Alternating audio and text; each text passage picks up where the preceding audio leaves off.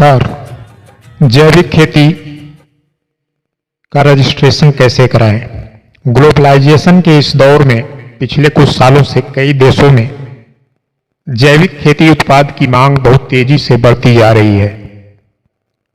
परिणाम स्वरूप विश्व के कई देशों के साथ भारत में भी जैविक खेती को प्रोत्साहित करने के लिए सरकार के द्वारा कई योजनाएं प्रारंभ की गई हैं।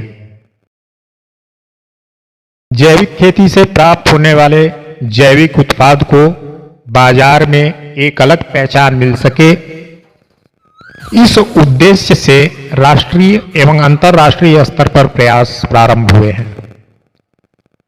जैविक उत्पाद को इस स्तर पर बहुत जटिल प्रक्रिया अपनाकर एक पहचान दी जाती है। यह प्रक्रिया काफी कठिन एवं खर्चीला है। हमारे देश के किसान इस प्रक्रिया से गुजरकर अपने जैविक उत्पाद का पंजीयन करा सकें, यह अधिकांश किसानों के लिए मुश्किल काम है। यहां यह प्रश्न उठता है कि कोई उपभोक्ता को कैसे जानकारी होगी कि यह कृषि उत्पाद जैविक खेती से ही उत्पादित है एवं उसमें जहरीले रसायनों की मात्रा नहीं है या फिर मनुष्य के सहनशीलता की मात्रा से कम है। दूसरी ओर उत्पादन के तमाम पहलुओं पर नजर रखते हुए जो कृषि उत्पाद प्राप्त किया गया है उसको पंजीकरण के उपयुक्त घोषित किया जाना भी आसान काम नहीं है।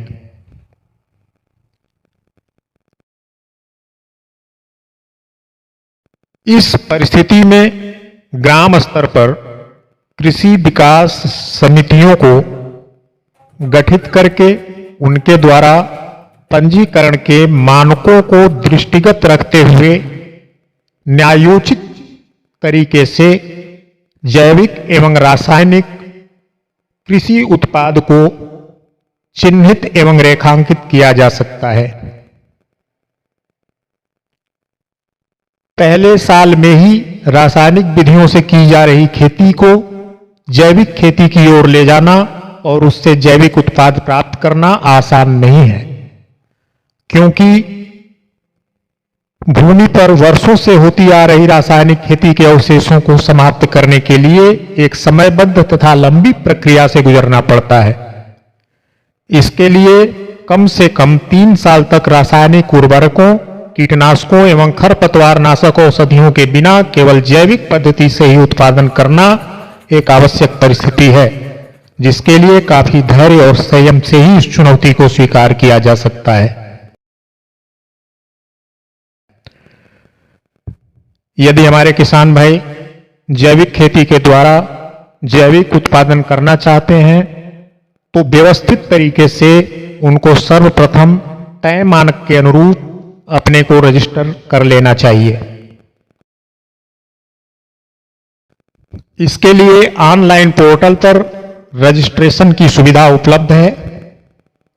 आने वाले एपिसोड में हम इस संदर्भ में भी विस्तृत जानकारी उपलब्ध कराने की कोशिश करेंगे।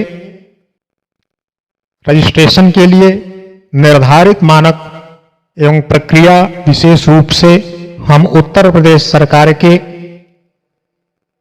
द्वारा जारी इस क्रम में प्रस्तावित प्रक्रिया के ऊपर भी चर्चा करेंगे। धन्यवाद आप सभी का।